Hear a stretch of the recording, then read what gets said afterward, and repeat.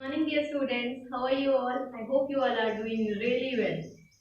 So today we'll start the first chapter, that is the best Christmas present in the world, which is written by Michael Morpurgo. Michael Morpurgo is a famous English poet and writer and a novelist also. He has written many famous books such as War Horse, Private Peaceful, and the Butterfly Lion, etc. So if you will get time, you can read those books. Okay. So here, what is the title suggests? The title suggests that the best Christmas present in the world, मतलब पूरे world में जो best Christmas present है, जो हम Christmas में gift देते हैं ना, वो उसमें मतलब पूरे वर्ल्ड में ये सबसे बेस्ट क्रिसमस प्रेजेंट था। ये हमारा टाइटल जो है लेसन का सजेस्ट करता है। लेसन स्टार्ट करने से पहले हमें ये देखना है, ये पता करना है कि हिस्ट्री में ऐसी बहुत सारी डेट्स होती है, ऐसी बहुत सारी सिग्निफिकेंट डेट्स होती है जिसे हम उसके सिग्निफिकेंस के लिए, उसके इम्पोर्टेंस के लिए याद रखते हैं।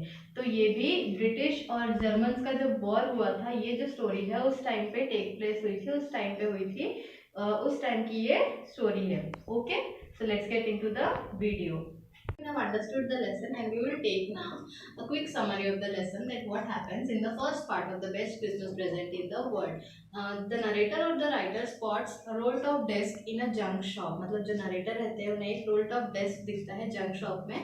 He always wishes to buy a roll top desk, but it seems to be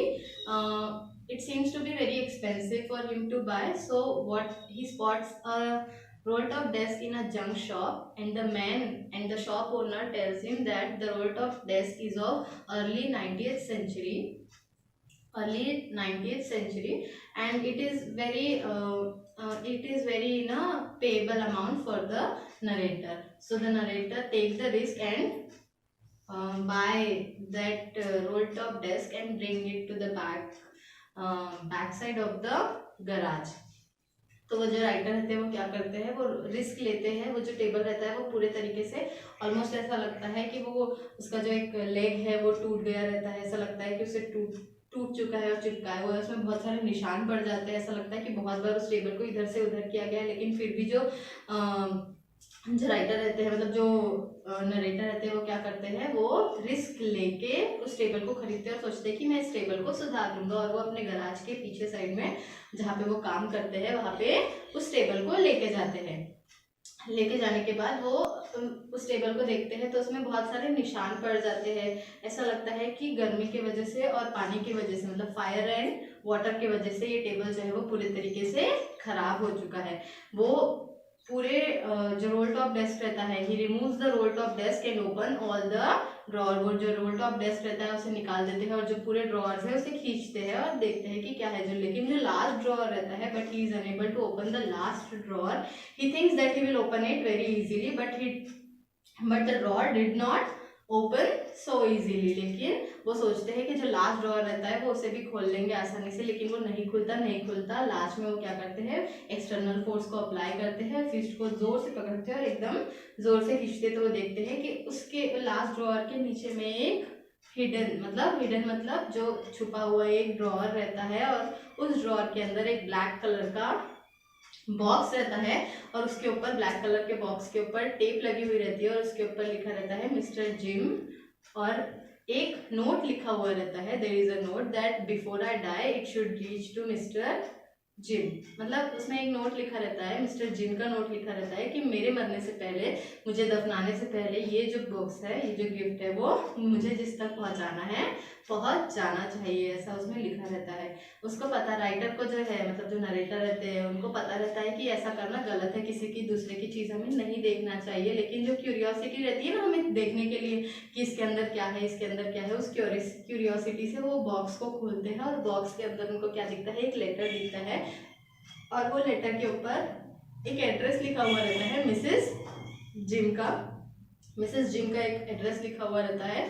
बस उतना ही दिया हुआ है फर्स्ट पार्ट में. We will see the second part in the next period. Thank you. So let us start the first chapter, the best Christmas present in the world. मतलब पूरे world में जो सबसे बेस्ट क्रिसमस प्रेजेंट था, gift था, वो ये था. ये है इस चैप्टर के टॉपिक का मतलब. Before you read, chapter start करने से पहले हम लोग ये देखते हैं, There are some dates or periods of time in the history of the world that are so significant that everyone knows and remembers them. History में ऐसे बहुत सारे डेट्स है और टाइम मतलब पीरियड्स ऑफ टाइम है जो कि वर्ल्ड हिस्ट्री में इतने सिग्निफिकेंट है कि सभी लोग उन्हें याद रखते हैं क्योंकि वो बहुत इंपॉर्टेंट है, सिग्निफिकेंस रखते हैं, कुछ इंपॉर्टेंस है उनका. The story you will read mention one such date and event. और ये जो स्टोरी हम लोग पढ़ने वाले हैं ये उसी में से एक हिस्ट्री में से एक डेट की, एक इवेंट की है. A war between the British and the Germans in 1914. और ये स्टोरी कब टेक प्लेस करती है? जब वॉर होता है ब्रिटिश और जर्मन्स का 1914 में. Can you guess which war it was?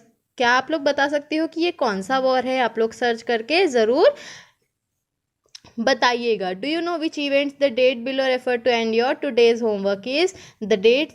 Some of the dates are given here. You have to find out the significant of this dates. आपका होमवर्क ये है कि आपको ये जो डेट्स दी हुई है इसका सिग्निफिकेंट मतलब इस डेट में क्या हुआ था ये आपको पता करके बताना है. Okay. I spotted it in a junk shop in Bridport, a roll top desk. मैंने एक जंक शॉप में, ब्रडपोर्ट मतलब एक जगह का नाम है, वहाँ पे एक जंक शॉप मतलब जहाँ पुरानी चीज़ें मिलती है ना या फिर बेची जाती है उसे क्या बोलते हैं? जंक शॉप बोलते हैं. तो मुझे ब्रडपोर्ट में एक जंक शॉप में वो चीज़ दिखी थी. अ रोल टॉप डेस्क. अ रोल टॉप डेस्क मतलब ये जो डेस्क रहती है ना, जो आपको पता है ना डेस्क क्या होता है. हाँ, तो रोल टॉप डेस्क जो रहता है मतलब जो टेबल रहता है वो मुझे दिखता है एक जंक शॉप में. The man said it was early 19th century and oak. तो वो वहाँ पे जो शॉप ओनर था उसने मुझे बताया कि ये 19th सेंचुरी की स्टार्टिंग में बनाया गया है ये वाला डेस्क जो है, और ये ओक का बना हुआ है. ये वुड कौन सा है? ओक का बना हुआ है. I had wanted one. मुझे वैसे भी एक खरीदना था but they were far too expensive. लेकिन वो बहुत ज़्यादा महंगे थे, मतलब जो न्यू वन थे वो बहुत ज़्यादा महंगे थे. This one was in bad condition, the roll top in several pieces. और ये जो था, ये जो डेस्क था जो मैंने देखा था जंक शॉप में, वो बहुत बैड कंडीशन में था, वो बुरी कंडीशन में था और बहुत सारे पीसेस में भी थे. One leg clumsily mended. और उसका जो एक पैर था, पैर मतलब उसका जो एक लेग था, मतलब जो टेबल का जो एक साइड का पैर रहता है ना जिसे हम कहते हैं, वो बहुत बुरी तरीके से मतलब बुरी कंडीशन से जोड़ा गया था, ऐसा लग रहा था. The roll top in several piece, one leg clumsily mended, scorch marks all down one side. और बहुत सारे मार्क्स भी थे. बहुत सारे मार्क्स मतलब कहीं इधर उधर ले जाते समय उसमें बहुत सारे मार्क्स हो गए होंगे, निशान पड़ गए होंगे, बहुत सारे निशान भी थे वो डेस्क में. It was going for very little money. और वो बहुत कम पैसों में बेचा जा रहा था. I thought I could restore it. It would be a risk, a challenge. मैंने सोचा कि मैं उसे खरीद सकता हूँ. मैंने रिस्क ले लिया, चैलेंज ले लिया कि मैं उस टेबल को सुधार लूँगा. But I had to have it. लेकिन मुझे वो चीज़ किसी भी तरीके से खरीदना था. I paid the man and brought it back to my work room at the back of the garage. मैंने उस मतलब जो शॉप का ओनर था उसे पैसे दे दिए और वो खरीद के अपने गराज में पीछे साइड में ला लिया जहाँ पे मैं काम करता था. I began work on it on Christmas Eve. Christmas के दिन मैं उस पर काम करना मैंने शुरू कर दिया, मतलब उसे सुधारना शुरू कर दिया. I remove the roll top completely and pulled out the drawers. मैंने जो रोल टॉप था, जो टॉप था, उसे पूरे तरीके से निकाल लिया उस टेबल के और ड्रॉर्स को खींचने लगा. The veneer had lifted almost everywhere. Veneer मतलब क्या होता है? वीनर मतलब एक थिन लेयर ऑफ प्लास्टिक रहती है, बहुत डिज़ाइन से रहती है ना, जो हम लोग देखते हैं आजकल टेबल में बहुत सारे डिज़ाइन की जो प्लास्टिक की कवर या फिर वुड की कवर लगाई जाती है, उसे क्या बोलते हैं? वीनर बोलते हैं. वो पूरे तरीके से हर जगह से उखड़ गई थी, मतलब निकल गई थी. It look like water damage to me. Both fire and water has clearly taken their toll on their desk. और ऐसा लग रहा था कि पूरे तरीके से मतलब फायर और वाटर ने मिलके उसे पूरे तरीके से वो कर दिया, ख़राब कर दिया, ऐसा लग रहा था. मतलब फायर मतलब गर्मी और बारिश की वजह से वो डेस्क जो है वो पूरे तरीके से ख़राब हो गया, ऐसा लग रहा था. The last drawer would stuck fast. लेकिन जो लास्ट का जो ड्रॉर था, मतलब जो लास्ट ड्रॉर वो खींच रहा था, वो नहीं आ रहा था, वहाँ अटक गया था. I tried all I could to ease it out gently. मैंने पूरे तरीके से कोशिश कर लिया कि मैं इसे आराम से निकाल लूँगा. In the end I use brute force. लेकिन एंड में मुझे किसी ना किसी चीज़ का मतलब ब्रूट फोर्स मतलब एक्सटर्नल फोर्स का यूज़ करना पड़ा. I struck it sharply with the side of my fist and the drawer flew open to reveal a shallow space underneath a secret drawer. और मैंने पूरी कोशिश करी, अपने फिस्ट में पकड़ा उसको और बहुत ज़ोर से खींचा, तो मैंने देखा कि एक वहाँ पे सीक्रेट ड्रॉअर भी है. There was something there. I reached in and took out a small black tin cello taped to the top of it was a piece of light notepad and written on it in shaky handwriting। और मैंने देखा कि वहाँ पे एक कुछ चीज़ रखी हुई है जिसमें सेलो टेप रखा हुआ है और उसमें लिखा हुआ था शेकी हैंडराइटिंग, मतलब वो जो इंसान ने वो लेटर लिखा था, वो जो चीज़ थी उसमें जो लिखा हुआ था वो शेकी हैंडराइटिंग में थी, मतलब ऐसा लग रहा था कि लड़खड़ाते हुए लिखा हुआ है उसमें। जिम्स लास्ट लेटर रिसीव्ड जनवरी 25, 1915। और उसमें क्या लिखा हुआ था कि जिम का जो आखिरी लेटर है वो मुझे कब मिला, जनवरी 25 को मिला था 1915 में। To be buried with me when the time comes। और जब मैं मरूंगी तो मेरे साथ में ये भी चले जाना चाहिए। I knew as I did it that it was wrong of me to open the box. मुझे पता था कि किसी के पर्सनल चीज़ों को हमें हाथ नहीं लगाना चाहिए, मुझे बॉक्स ओपन नहीं करना चाहिए था, लेकिन क्यूरियोसिटी से मैंने वो ओपन किया देखने के लिए कि वो चीज़ क्या है। Got the better of my scruples it usually does. और हमें भी रहता है ना, हम हेजिटेट करते हैं कि किसी की पर्सनल चीज़ नहीं देखना चाहिए ऐसा करके, लेकिन फिर हमें एक्साइटमेंट भी रहती है कि इसमें क्या है और हम उसे देख लेते हैं। उसी तरीके से जो हमारे जिसके बारे में लिखा हुआ है वो करते हैं। Inside the box there was an envelope. और बॉक्स के अंदर में एक एनवेलप था, एक चिट्ठी थी।